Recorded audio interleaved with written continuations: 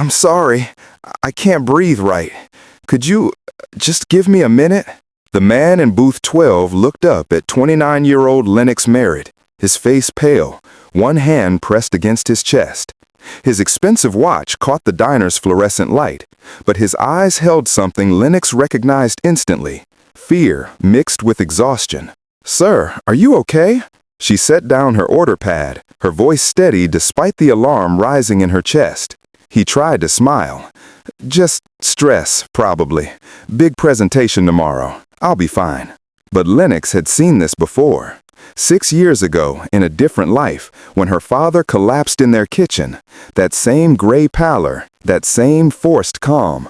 She'd been studying nursing then, 3 semesters from her degree, before everything fell apart.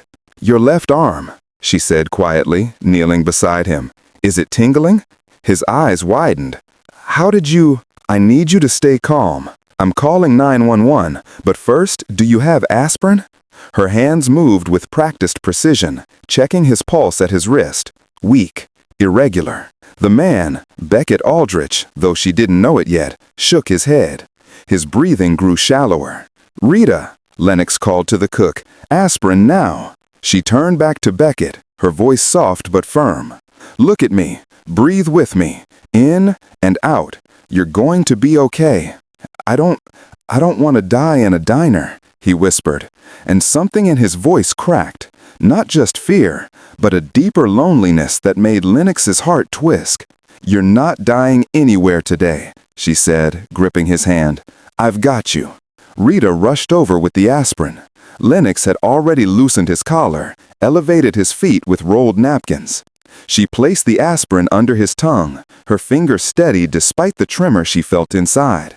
"Chew it slowly. The ambulance is 3 minutes out." "Who are you?"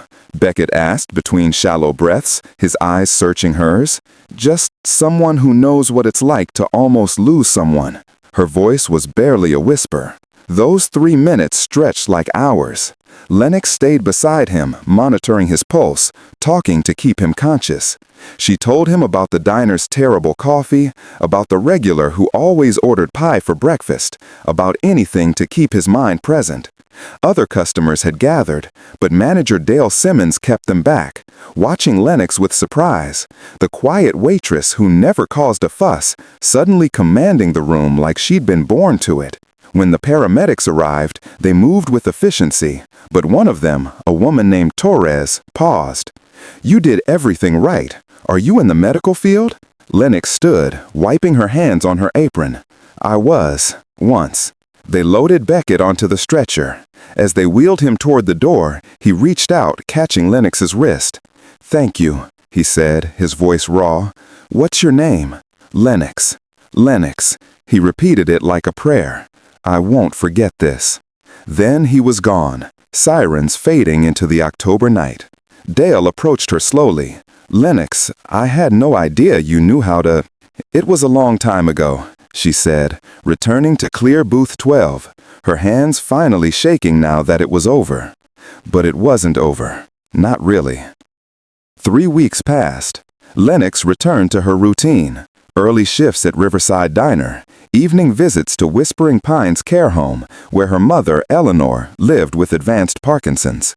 The disease had stolen her mother's steadiness, her independence, but not her mind. That was somehow worse. "You look tired, sweetheart," Eleanor said one evening, her trembling hands folded in her lap. At 61, she seemed decades older. "Long day, Mama." Lennox adjusted her mother's blanket, careful and gentle. The care home was decent, but impersonal. The best she could afford on a waitress's wages. "You gave up so much for me." Eleanor's voice cracked. "Don't." Lennox pressed a kiss to her forehead. "We don't talk about that." But they both knew. 6 years ago, when Eleanor's diagnosis came and the medical bills began drowning them, when her father had a fatal heart attack from the stress, Lennox had dropped out of nursing school. She'd sold their house, worked 3 jobs, done everything to keep her mother cared for and her younger brother Marshall in college. Marshall was 24 now, a teacher in Denver, sending what little he could. But the weight of it all rested on Lennox's shoulders. She'd let her nursing dream die quietly. without fanfare. Some sacrifices, she'd learned, were made in silence. One Thursday morning, Dale called Lennox into his small office. He looked uncomfortable, shifting papers he didn't need to touch. "Corporate sending someone today," he said. "Some kind of inspection or evaluation. Just be yourself." Lennox nodded, unconcerned. She'd worked at Riverside Diner for 4 years. She knew every menu item, every regular customer, every crack in the vinyl booths. At 10 a.m., a man walked in wearing a simple gray sweater and jeans. Lennox barely glanced up from wiping down table 4 until she heard Dale's sharp intake of breath. "Mr. Aldrich, we weren't expecting." Beckett's head snapped up. The man from booth 12 stood there, healthier now, color in his face. Beckett Aldrich. But the way Dale said his name, with that particular reverence, made her stomach drop. Beckett's eyes found hers across the diner, and something shifted in his expression. Recognition, warmth, and something deeper she couldn't name. "Hello," he said quietly. Dale looked between them, confused. "You two know each other?" "She saved my life," Beckett said simply. The diner went silent. Later, after the other staff returned to work, Beckett sat in booth 12 again. Lennox brought him coffee, her hand steady despite her racing heart. "You're the CEO," she said, not a question. "Of the entire chain, 37 locations." He paused.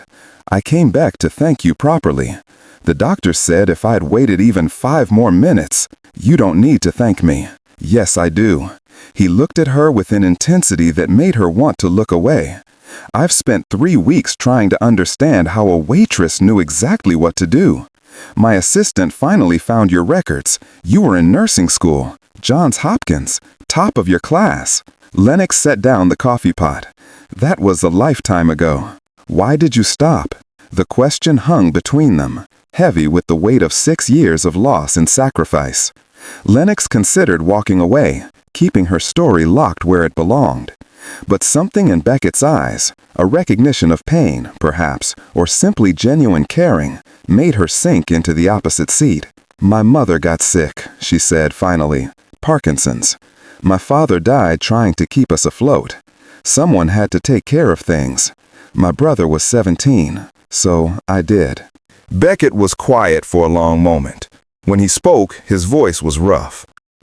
"I lost my wife 4 years ago. Cancer. She was 30. We'd been together since college." He traced the rim of his coffee cup. "I threw myself into work afterward, built the company into something bigger, better, thinking if I just kept moving, the grief couldn't catch me. But it did. That night here, when my heart started failing, all I could think was, I've wasted so much time running from the pain that I forgot how to live." Lennox felt tears prick her eyes. "I'm sorry." "Don't be. You reminded me that people still care, that strangers can be kind." He leaned forward. "Lennox, I want to offer you something. Not charity, an opportunity. Come work for me. Corporate needs a health and safety director. You develop wellness programs, train staff in emergency response, make sure what happened to me never happens to anyone else in our restaurants." She stared at him. "I'm not qualified." "You're more qualified than half the people I've hired with fancy degrees. You have instinct, compassion, real experience." His voice softened. "And it pays enough that you could afford better care for your mother. Maybe even finish your degree if you want it." The offer hung in the air like a lifeline, beautiful and terrifying. "Why?"